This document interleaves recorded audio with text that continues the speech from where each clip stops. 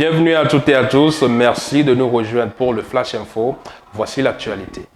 Le 25 mars 1993, les Togolais et surtout les Loméens ont vécu une journée de froid.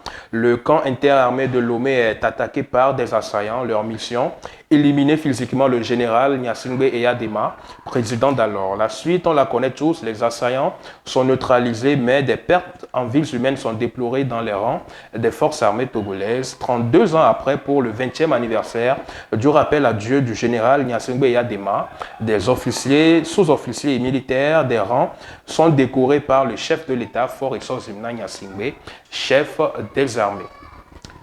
Tournée nationale de sensibilisation entamée par le ministre en charge du droit de l'homme. Objectif, sensibiliser sur la 5e République et ce qu'elle va induire sur la vie sociopolitique et économique du Togo. L'étape de la région centrale est résumée dans ce reportage de la télévision nationale.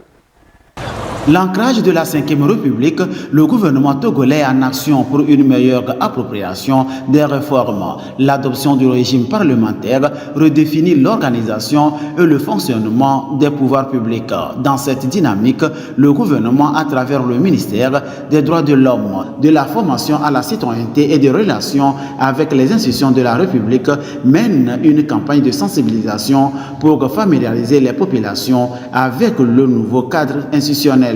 Le ministre Pakom Adjourouvi est allé à la rencontre des populations de la région centrale. Au cœur des échanges, les avancées introduites par la réforme, ses implications et les étapes clés de sa mise en œuvre. Si nous voulons que le pays aille de l'avant, nous devons comprendre qu'il faut adapter des institutions nouvelles aux exigences de la nouvelle évolution.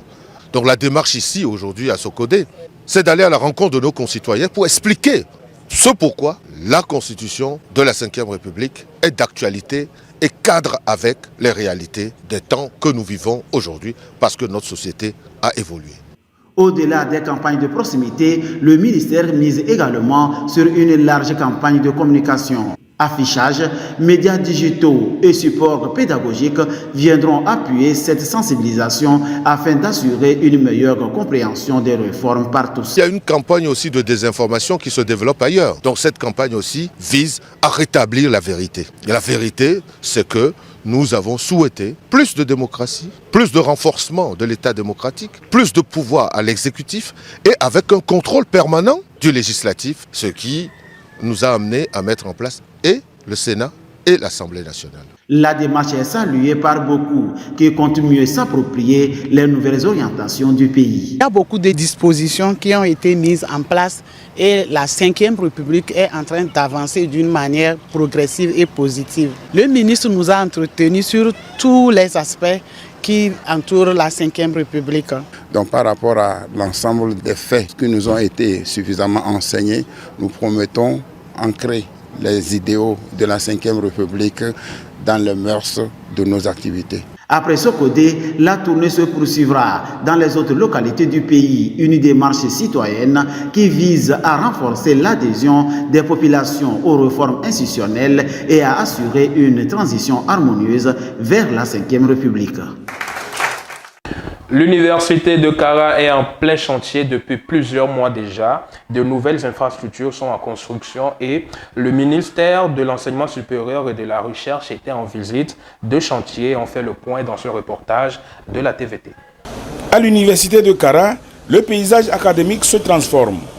De nouvelles infrastructures émergent sur le campus nord, signe de l'engagement du gouvernement à offrir un cadre d'apprentissage moderne et adapté aux exigences de l'enseignement supérieur.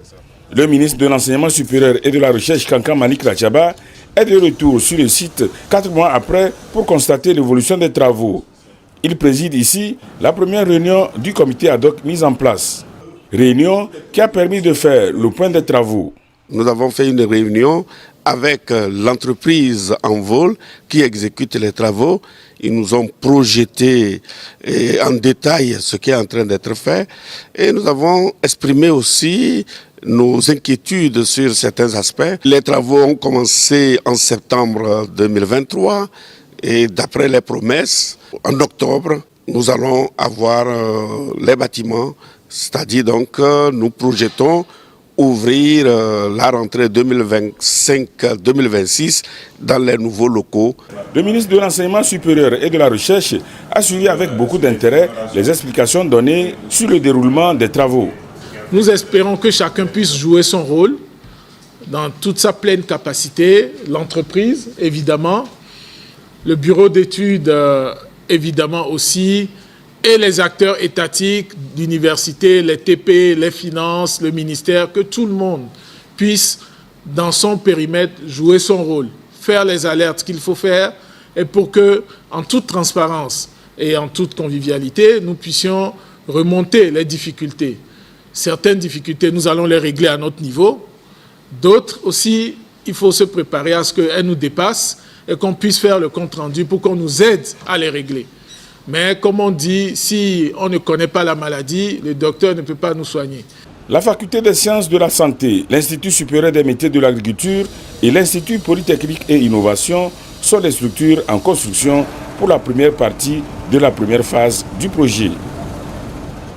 Toujours dans le cadre de la célébration du 32e anniversaire de l'attaque du camp hérité de Lomé, une importante cérémonie de décoration des officiers et sous-officiers militaires des rangs ce mardi, un acte symbolique du chef de l'État Faure Issozimna Gnassingbé, chef des armées, pour marquer une date symbolique, celle du 25 mars 1993, le jour où le camp militaire du régiment interarmé togolais de Lomé a été attaqué par des assaillants qui avaient pour seul objectif éliminer physiquement le général Gnassingbé et Adema, président de l'époque.